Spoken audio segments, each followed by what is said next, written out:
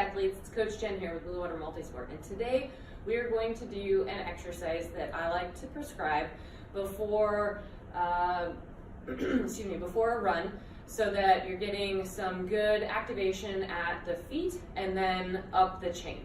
So I understand if you don't like to have bare feet, but I do most of my stuff without shoes on, so we're going to go ahead and take the shoes off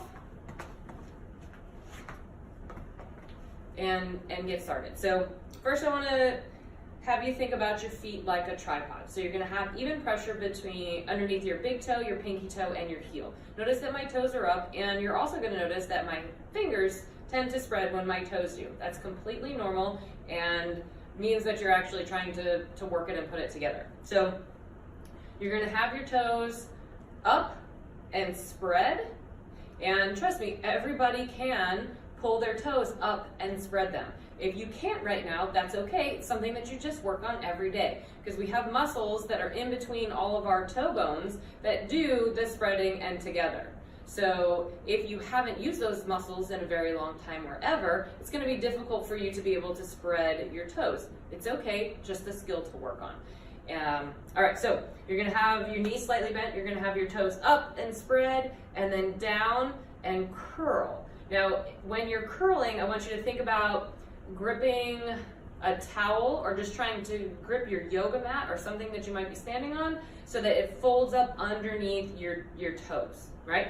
As you do that, what you should notice, if you're naturally kind of like this, is that your arches are now lifting up and you feel stuff on the bottom of your feet, right? You feel something engaging on the bottom of your feet. All right, so you're gonna go up, spread, down, curl 10 times, okay? Then you're gonna pick a leg. I'm gonna demonstrate on my right side.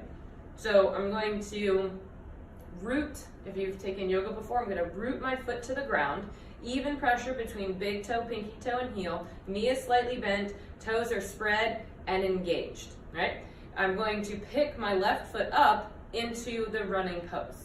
Running pose is heel is lifted underneath your butt using your hamstring muscle, right? So I'm going to be in the running pose. I'm going to take a step backwards, so I'm shifting my body weight back, and then I'm going to come back up into the running pose and balance and hold. Then take a step back and up, and back and up. One more time. So I am demonstrating for you on my non-dominant leg. Left side is a lot easier for me to demonstrate on, okay?